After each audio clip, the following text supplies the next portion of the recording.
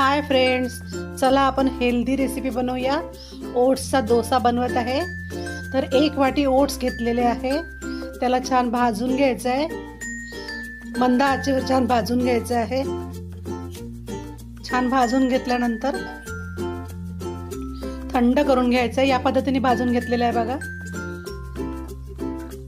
तर आता थंड करून घ्यायचं याला, आणि थंड झाल्यानंतर आपण याला मिक्सरमध्ये बारीक करून घ्यायचं आहे। 1 वाटी ओट्स घेतलेले आहे, तर त्याला आपण त्याच वाटीने 1 वाटी रवा घेणार आहोत।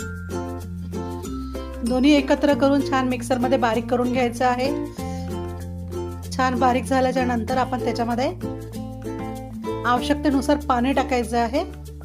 तुम्हाला जेवढं पातळ पाहिजे त्या हिशोबाने पाणी टाकून छान असा एक घोळ तयार करून घ्यायचा आहे। तुम्ही डोशासाठी बनवता तसा तो घोळ आपण तयार करायचा आहे, आणि एका बाउलमध्ये काढून आवश्यकतेनुसार पाणी टाकून आपण कन्सिस्टन्सी बरोबर करून घेणार आहोत।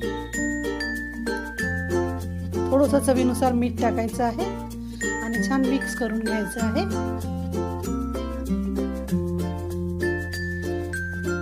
बघा, या पद्धतीने आपण करून घेतलेला आहे।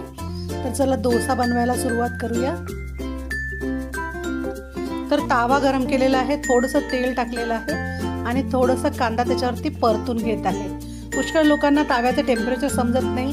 ही ट्रिक जर वापरली तुम्ही तर तुमचे डोसे कधीच चिपकणार नाही। या ट्रिकने तुम्ही डोसे बनवा। एकदा ताव्यावरती कांदा थोडासा भाजून घेतला की तावा आपला डोसा बनवायला खूप छान तयार होतो आणि चिपकतही नाही डोसे। अगदी पहिल्या डोशापासूनच आपले डोसे चिपकत नाही, कोणत्याही प्रकारचा तावा असो। आणि या पद्धतीने बॅटर टाकून आपण डोसा बनवून घ्यायचा आहे। आणि डोसा तुम्हाला जेवढा कडक पाहिजे त्या हिशोबाने तुम्ही तो फ्राय करून घ्यायचा।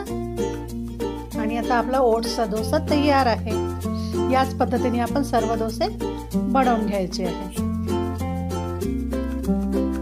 चटणी आणि आलूची भाजी म्हणा किंवा साध्या चटणीसोबतही सॉस सोबतही तुम्ही खाऊ शकता।